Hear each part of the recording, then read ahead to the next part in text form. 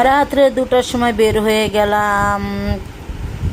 দেখেন, রাত্রে 2টার সময় বের হয়ে বসুন্ধরা থেকে চলে গেলাম গুলশান দিয়ে রাতের কাবাবে চলে গেলাম। রাতের কাবাবে চলে যেয়ে এখানে যাই দিই প্রচুর ভিড়। রাত বাজে 2টা, তখনও গাড়ি ঢুকান যায় না, এত জ্যাম আর এত ভিড়। তারপর আমরা নিয়ে নিলাম 3-4 রকমের কাবাব।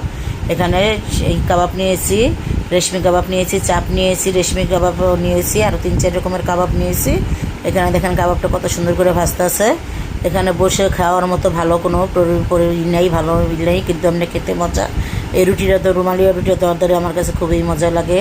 তাই রাত্রে 2টার সময় বসুন্ধরা থেকে বের হয়ে গেলাম। বের হয়ে যেয়ে তারপরে চলে গেলাম গুলশান দিয়ে। দেহানের তো রাত্রেও কত জ্যাম, রাত বাজে 2টা তারপরও জ্যাম। এটা হলো বনানীর জ্যাম। বনানীতে যেহেতু দুর্গা পূজা চলতেছে, পূজার জ্যাম এখানে। তারপরে যখন 2টা বাজে, বেশি বাজে, 2:30 বাজে, তখন আবার চলে আসলাম। প্রচুর বৃষ্টি হইতেছিল, বৃষ্টির ভিতরে ভালোই লেগেছিল।